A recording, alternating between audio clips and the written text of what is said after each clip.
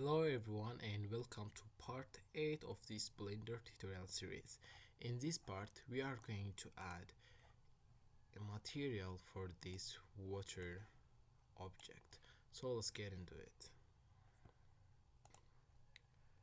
First let's go over to there and add a new material. I'll call this water. Then I'll jump over to my rendered view and I'll hit slash to isolate this object only. Then I'll give it full metalness, specular, and I'll turn the roughness to 0.2. Then I'll turn my color around blue. I'll use the hex value of 4C5B68. We'll increase the value later on if we need. Now I'll add in a transmission which will help us to make our plane reflective.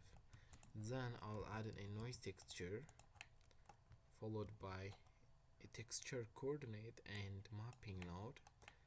Then I'll add in a bump node.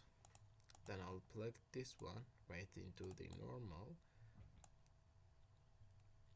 and this factor into the height.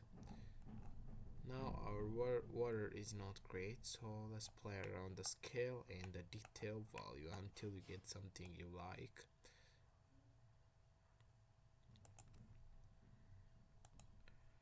For the scale I'll turn it to 6 for now. For the detail the value of 6 will do also. Maybe I'll turn this detail to 5.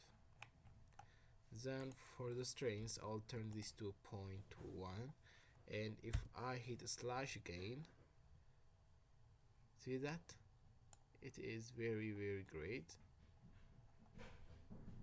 And yeah, then play around this value until you get something that you like. Maybe you can turn off the metallic value because we have the transmission already.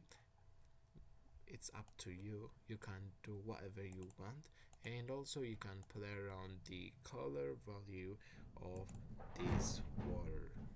And see you in the next part, in part 9.